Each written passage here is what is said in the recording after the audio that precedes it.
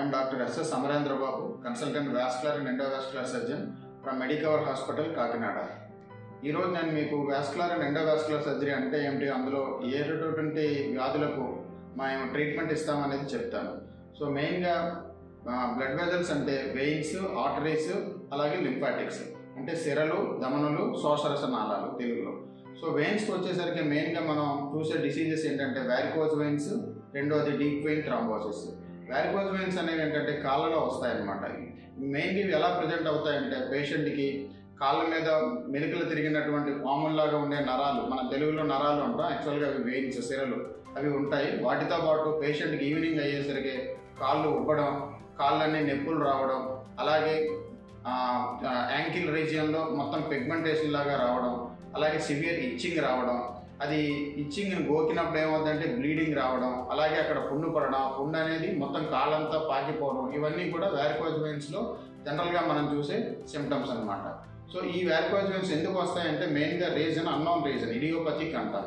So దీనికి ఏంటంటే risk factors అనేవి ఉంటాయి. ప్రొలాంగ్డ్ స్టాండింగ్ అంటే ఎక్కువ అవర్స్ నిలబడడం కానీ, లేదా ఎక్కువ అవర్స్ కూర్చోవడం కానీ.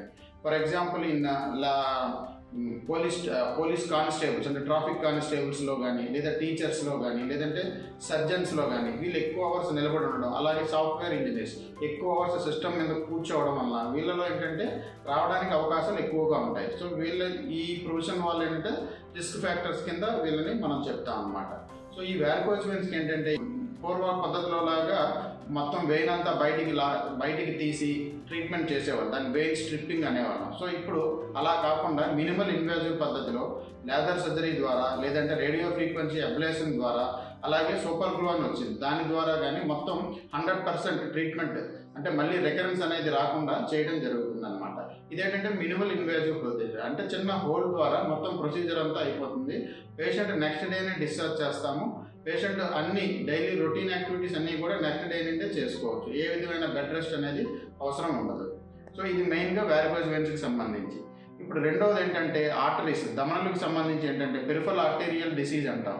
ఇందులో ఏంటంటే బ్లడ్ వెజల్స్లో పూడికలు ఏర్పడతాయి. అంటే బ్లడ్ వెజల్స్ సన్నగా అయిపోవడం కానీ, లేదంటే టోటల్గా కంప్లీట్గా మూసుకుపోవడం కానీ జరుగుతుందన్న.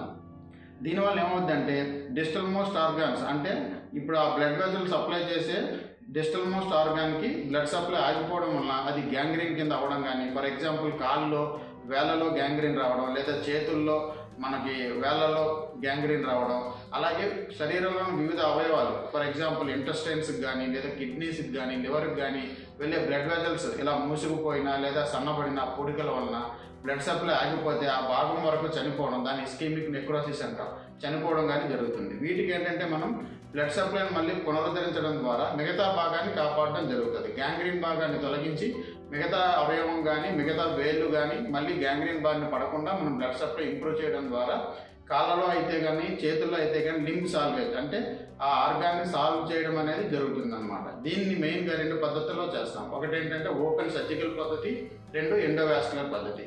ఈ ఎండోవాస్కులర్ పద్ధతి అనేది లేటెస్ట్గా వచ్చిన పద్ధతి. దీంట్లో డే కేర్ ప్రొసీజర్ అంటే మార్నింగ్ వచ్చి సర్జరీ చేయించుకొని బ్లడ్ సప్లై ఇంప్రూవ్ చేసిన తర్వాత ఈవినింగ్ లేదా నెక్స్ట్ డే మార్నింగ్ డిశ్చార్జ్ చేస్తాం అన్నమాట. సో బెడ్ రెస్ట్ తీసుకోవాల్సిన అవసరం లేకుండా, కోత కుట్లు లేకుండా చిన్న హోల్ ద్వారానే మొత్తం ప్రొసీజర్ అంతా కూడా బెలూన్ యాంజియోప్లాస్టీ ద్వారా, అవసరమైతే స్టెంటింగ్ వేయడం ద్వారా ఈ బ్లడ్ సప్లైని పునరుద్ధరించడం జరుగుతుంది. Thank you.